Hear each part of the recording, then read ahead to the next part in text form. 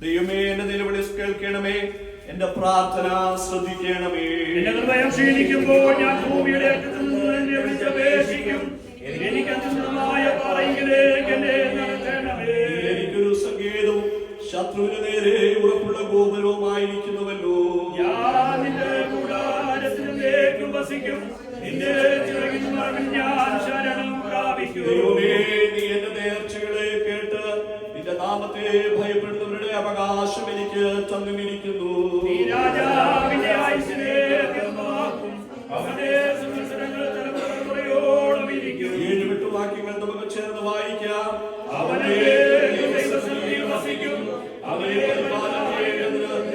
വിശ്വസിക്കണമേ. അങ്ങനെ ഞാൻ നാമത്തെ കീർത്തിക്കുകയും എന്റെ നേർച്ചകളെ നാൾത്തോറും കഴിക്കുകയും ചെയ്യും. ഈ വിശുദ്ധ പകൽക്കാലം നമ്മുടെ വിശുദ്ധ കരങ്ങളെ ഉയർത്തി ദൈവത്തിന് നന്ദി പറയാം. Hallelujah, hallelujah. വിശുദ്ധ പകൽക്കാലം ഒരു പ്രാവശ്യമുള്ള ദൈവസന്നിധിയോട് അടുത്തു വരുവാൻ, ഒരു പ്രാവശ്യമുള്ള ദൈവത്തിന് നന്ദി പറയാൻ. ഹല്ലേലൂയ. ഈ ആയുസ്സിൽ ഒരു ദിവസമുള്ള ദൈവം നമ്മൾക്ക് തന്നതിനാൽ നന്ദിയോട് ദൈവത്തിന് നന്ദി പറയാം. ഹല്ലേലൂയ. കഴിഞ്ഞ ഒരാഴ്ചയിൽ ദൈവം നമ്മളെ സൂക്ഷിച്ചു, ദൈവം നമ്മളെ പരിപാലിച്ചു. ആയുസ്സോടെ, ആരോഗ്യത്തോടെ, ബലത്തോടെ ഇന്ന് പകൽക്കാലം ദൈവസന്നിധിയിൽ കടന്നു വരുവാൻ ദൈവം നമ്മളെ സഹായിച്ചുവല്ലോ. നമ്മുടെ കണ്ണുകളെ അടയ്ക്കാം, നമുക്ക് ദൈവത്തോട് പ്രാർത്ഥിക്കാം. ഞങ്ങളുടെ നല്ല ദൈവമേ, സ്വർഗീയ നല്ല പിതാവേ, അനുഗ്രഹമേറിയ നല്ല സമയത്തിനായി ഞങ്ങൾ നന്ദി പറയുന്നു. ഒരു പ്രാവശ്യം ഇവിടെ തിരുസന്നിധിയോട് അടുത്ത് വരുവാൻ, ഒരു പ്രാവശ്യം ഇവിടെ എനിക്ക് നന്ദി പറയുവാൻ. ഹല്ലേലൂയ. ഇന്ന് പകൽക്കാലം അങ്ങ് തന്ന നല്ല അവസരങ്ങൾക്കായി ഞങ്ങൾ നന്ദി പറയുന്നു കർത്താവേ. ദൈവസന്നിധിയിൽ പാടുവാൻ, പ്രാർത്ഥിപ്പാൻ കർത്താവ് ഞങ്ങളെ സഹായിച്ചുവല്ലോ. അനുഗ്രഹിക്കപ്പെട്ട സംഘത്തിനായി സ്തോത്രം കർത്താവേ. ഞങ്ങളുടെ പരിശുദ്ധാത്മാവിലൂടെ ഞങ്ങളോട് സംസാരിക്കണമേ.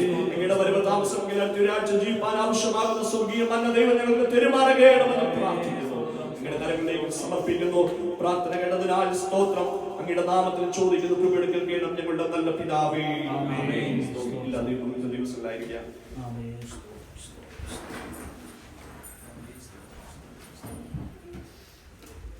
കർത്താവിന്റെ നല്ല നാമത്തിൽ നന്ദിയോട് സ്തോത്രം ചെയ്യുന്നു.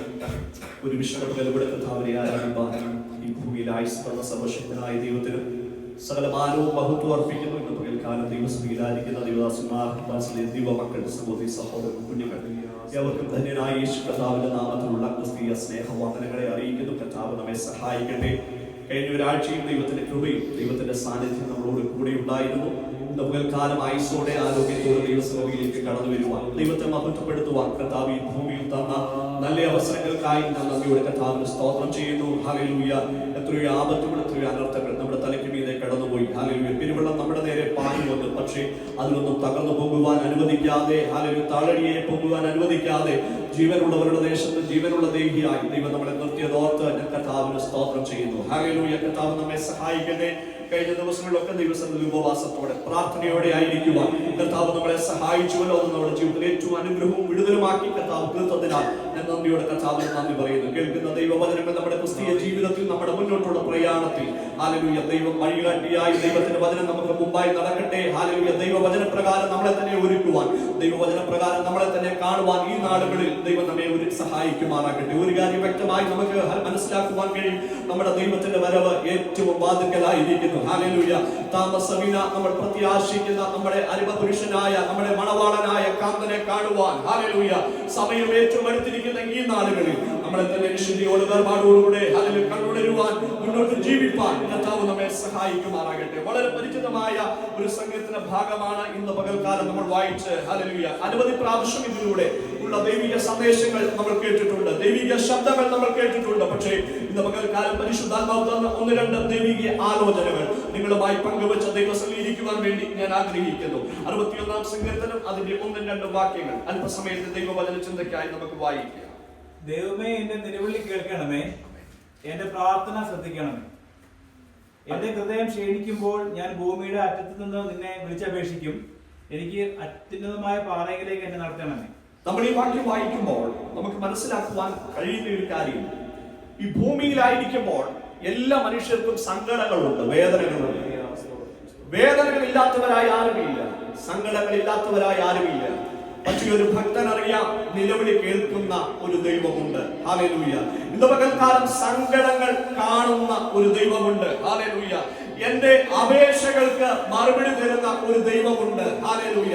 അങ്ങനെ ഇന്ന് പകൽക്കാലം നമ്മൾ ഇവിടെ ആയിരിക്കുമ്പോൾ കഴിഞ്ഞ നാളുകളിൽ നമ്മൾ നിലവിളിച്ച, നമ്മൾ പ്രാർത്ഥിച്ച, നമ്മുടെ പിതാക്കന്മാർ കണ്ണുനീരൊഴുക്കിയ വിഷയങ്ങൾക്ക് ഒരു ദിവസം കൊണ്ട് മറുപടി ലഭിച്ചില്ല എങ്കിലും ഹല്ലേലൂയ പിന്നത്തേതിൽ മറുപടി തന്ന് നമ്മളെ വഴി നടത്തിയ ഒരു ദൈവമുണ്ട്. ഹല്ലേലൂയ.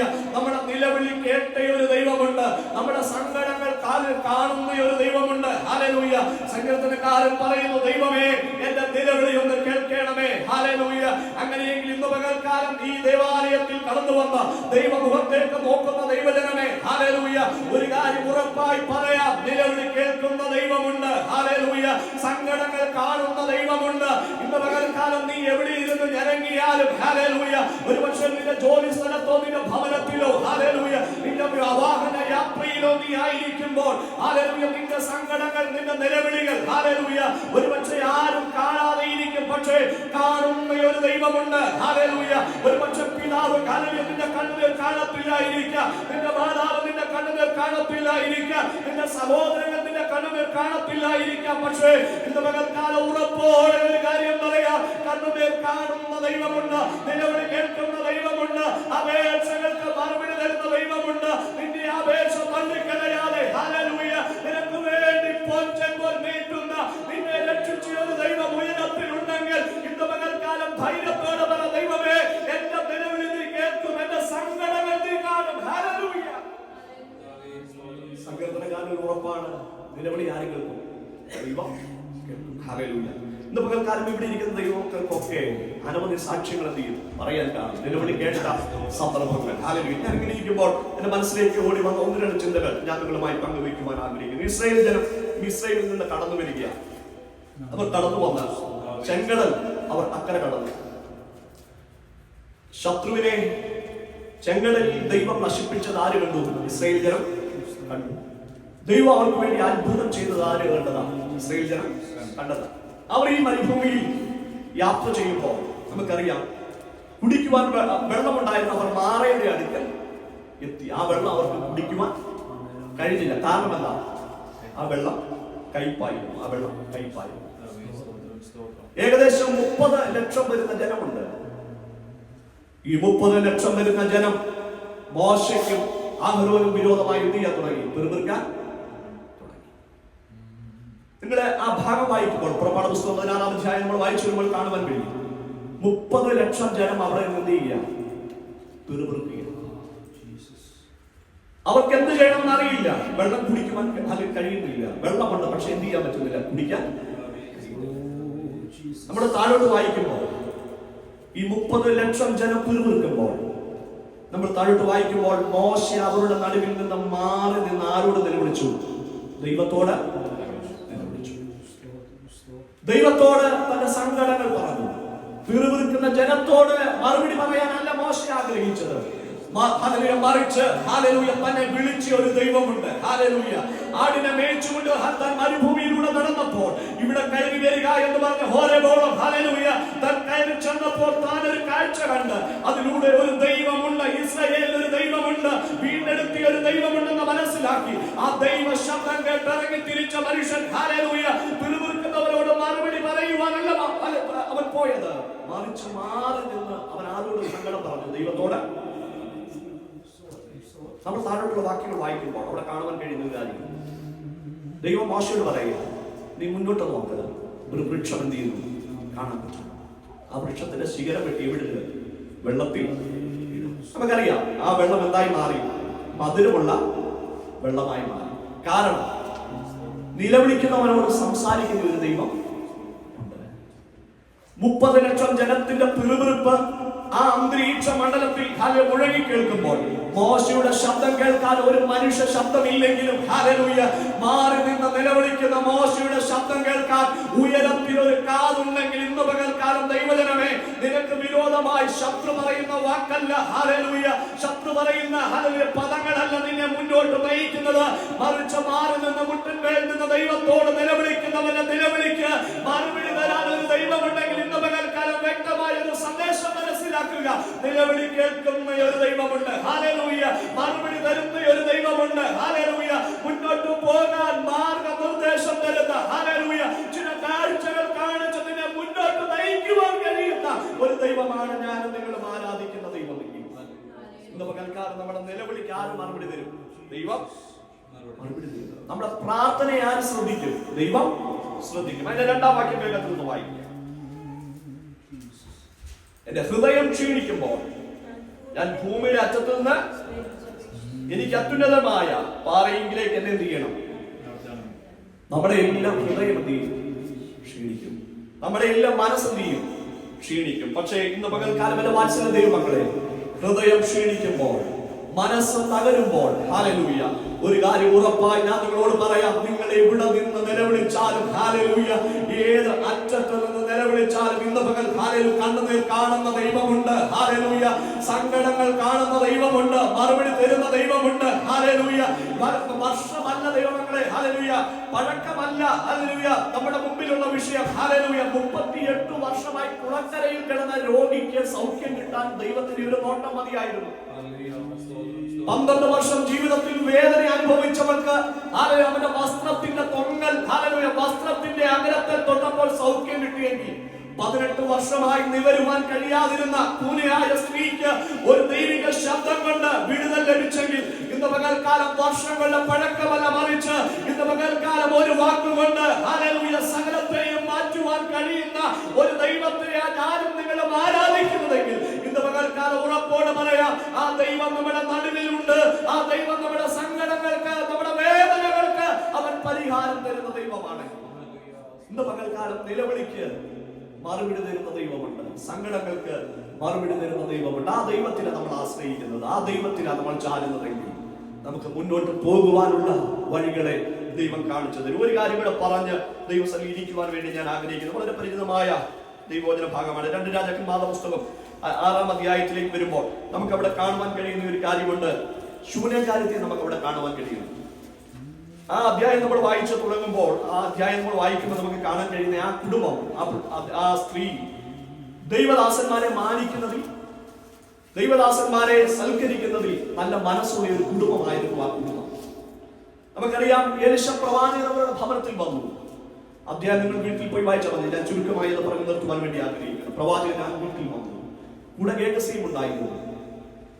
ഇങ്ങനെ ഇരിക്കുമ്പോൾ പ്രവാചകൻ അതിന് പറയുന്നു, ഈ വീട്ടിൽ എന്തോ ഉണ്ട്, ഒരു ശൂന്യത ഉണ്ട്. ശൂന്യത തിരിക്കുമ്പോൾ ആ കുടുംബത്തിന് ആ ഭാര്യ ഭർത്താക്കന്മാർക്ക് മക്കളില്ല. ആ പ്രവാചകൻ പറയുന്നു, അടുത്ത വർഷം ഞാൻ ദൈവം നിനക്ക് ഒരു മകനെ എന്ത് ചെയ്യും? നമുക്കറിയാം, കുഞ്ഞു ജനിച്ചു, കുഞ്ഞു ഭവനത്തിൽ വളർന്നു വരികയാണ്. അവൻ 5 വയസ്സുള്ളപ്പോൾ വയലിൽ പിതാവിന്റെ അടുക്കലായിരുന്നപ്പോൾ, ആ ഭാഗം നിങ്ങൾ വീട്ടിൽ ചെന്ന് വായിച്ചാൽ മതി, അവനൊരു രോഗം ബാധിച്ചു. അവൻ എന്റെ തല എന്ന് പറഞ്ഞ് ആ വയലിൽ ക്ഷീണിച്ചിരിക്കുമ്പോൾ അവന്റെ മാതാവിന്റെ അടുക്കിലേക്ക് പിതാവ് അവനെ കൊടുത്തുവിട്ടു. മാതാവ് അവനെ കട്ടിലേക്ക് കിടത്തി. നമുക്കറിയാം, ഉച്ചയായപ്പോൾ അവൻ എന്ത് ചെയ്തു? ഈ ലോകത്തോടെ യാത്ര പറഞ്ഞു.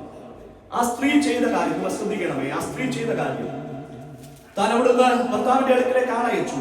എനിക്ക് എവിടെ പോകണം? കർമ്മേലിൽ പോകണം. കുട്ടി മരിച്ച കാര്യമൊന്നും ആരോട് പറഞ്ഞില്ല, ഭർത്താവിനോട് പറഞ്ഞില്ല. എനിക്ക് എവിടേക്ക് പോകണം? കർമ്മേലിലേക്ക് പോകണം. ഹല്ലേലൂയ. എന്നൊക്കെ അദ്ദേഹം പറയുന്ന ഒരു കാര്യമുണ്ട്. ഇത് ശബത്തുമല്ല, അമാവാസിയുമല്ല. പക്ഷെ ആ സ്ത്രീ പറയുന്ന ഒരു കാര്യമുണ്ട്, വേണ്ടുന്നത് ഭവനത്തിലില്ല. ഇത് അമാവാസിയുമല്ല, ശബത്തുമല്ല. പക്ഷേ ആ സ്ത്രീ പറയുന്നു, വേണ്ടുന്നത് ഈ ഭവനത്തിലില്ല. അങ്ങനെ അവൾ കർമ്മയിലേക്ക് യാത്ര തിരിക്കുക. കർമ്മയിലേക്ക് യാത്ര തിരിക്കുമ്പോൾ, ഞാൻ ചുരുക്കി പറയട്ടെ, യാത്ര തിരിക്കുമ്പോൾ പ്രവാചകൻ അവളെ ദൂരമേ കണ്ടു. ഗേഹസിയെ പറഞ്ഞു വിട്ടു. പക്ഷേ ഗേഹസിയോടല്ല അവൾ അവിടെ സങ്കടങ്ങൾ പറഞ്ഞത്. ഗേഹസി തടഞ്ഞു നിർത്തി. പക്ഷേ അവിടെ യാത്ര അവൾ മുന്നോട്ട് നീക്കി. കാരണം അവൾക്കറിയാം, എന്റെ വിഷയത്തിന് പരിഹാരം തരാൻ ആർക്ക് കഴിയത്തില്ല? ഗേഹസിക്ക് കഴിയത്തില്ല. ഇല്ലായ്മകളുടെ നടുവിൽ, വേദനകളുടെ നടുവിൽ ആരോടും പറയാതിരുന്നപ്പോൾ ദൈവം എന്റെ ഭവനത്തെ സന്ദർശിച്ച് ദൈവം എനിക്കൊരു നന്മ തന്നു. ആ നന്മ ഇപ്പോൾ എന്റെ കരങ്ങളിൽ നിന്ന് വിട്ടുപോയിരിക്കുക. അത് മടക്കി തരാൻ കഴിയുന്ന ഒരുവരേ ഉള്ളൂ. അവൻ കർമ്മേലിലുണ്ട്.